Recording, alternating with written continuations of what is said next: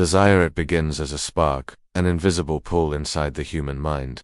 We see something, someone, or some possibility that promises fulfillment.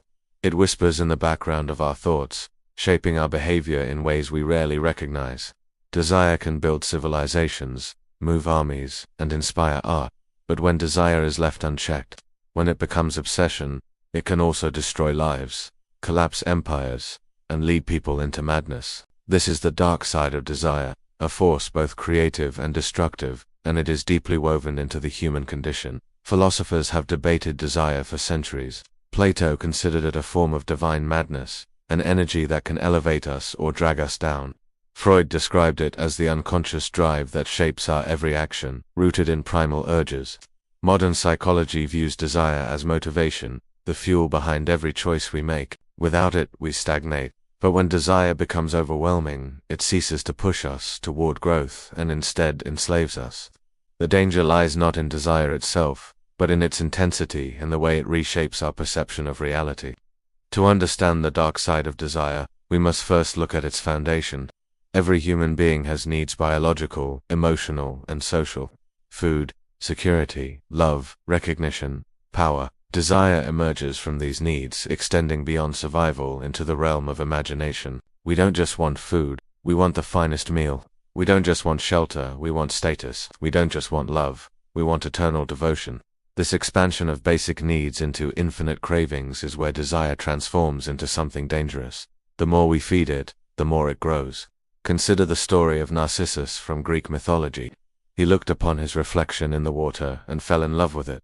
Unable to look away, his desire consumed him, and he wasted away, destroyed by his obsession with an illusion. This story is not just myth, it is a mirror of the human tendency to desire what cannot truly be possessed. We fall for images, for ideals, for illusions projected in our minds. The more unreachable they are, the stronger the desire becomes, and the more it takes control of us. Modern society amplifies this problem.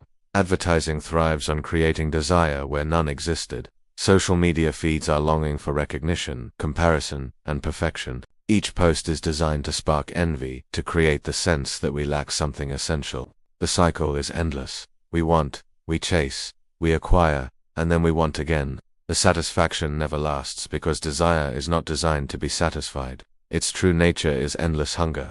And when we let that hunger dominate, it becomes destructive. In relationships, desire can be both intoxicating and toxic. At first, it brings passion, closeness, and intensity. But if one confuses desire with love, the connection can collapse. Love is about giving, patience, and stability. Desire, on the other hand, is about taking, consuming, and possession. When someone's desire to control, to own, or to dominate their partner overwhelms them, the relationship becomes a cage. Many people mistake this cage for passion, not realizing that what they feel is not love, but the shadow side of desire: jealousy, obsession, and manipulation. History is filled with rulers destroyed by desire, kings who craved more power, emperors who sought immortality, leaders who sacrificed their nations for personal ambition. The Roman Emperor Nero desired not just authority but adoration. His hunger for recognition led him to commit atrocities, burning parts of his own city just to inspire fear and awe. In the end, his unrestrained desire isolated him, leaving him hated and alone. The lesson is clear. Desire without control leads not to greatness but to downfall. But desire does not always manifest as grand ambition.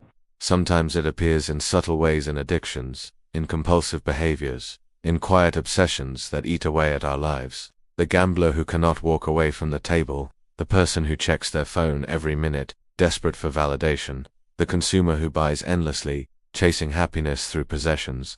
These are all forms of desire's dark side. Each time the craving is met, the brain releases a small reward, reinforcing the cycle. Over time, the person is no longer in control, the desire is. Why is desire so powerful? The answer lies in the brain's reward system. Dopamine, the chemical of anticipation, fuels desire.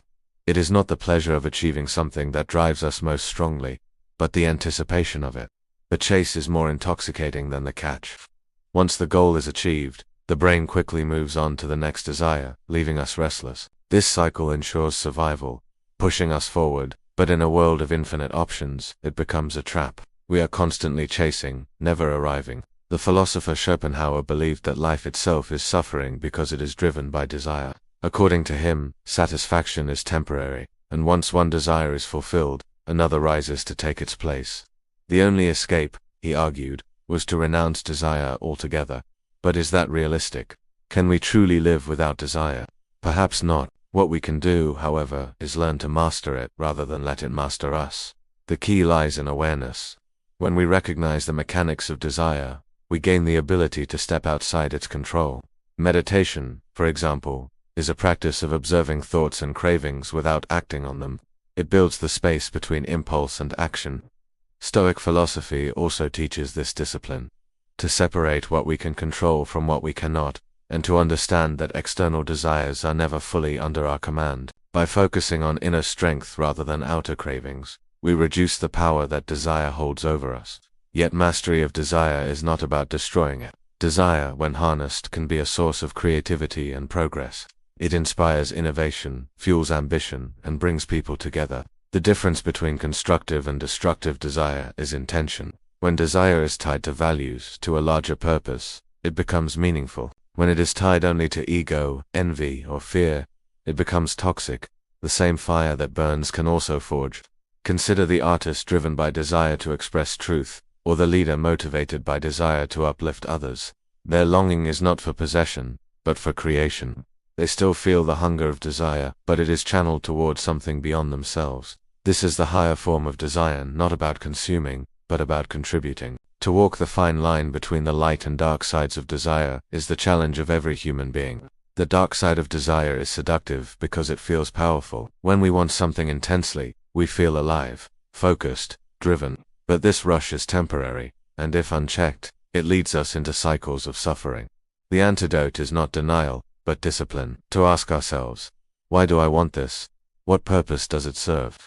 Will it bring growth, or will it enslave me? These questions expose the nature of desire, stripping it of its illusions. As you reflect on your own life, consider the desires that shape your actions. Which of them elevate you, and which of them drain you? Which are truly yours, and which have been implanted by society, by comparison, by fear? The more you see clearly, the less power desire has over you.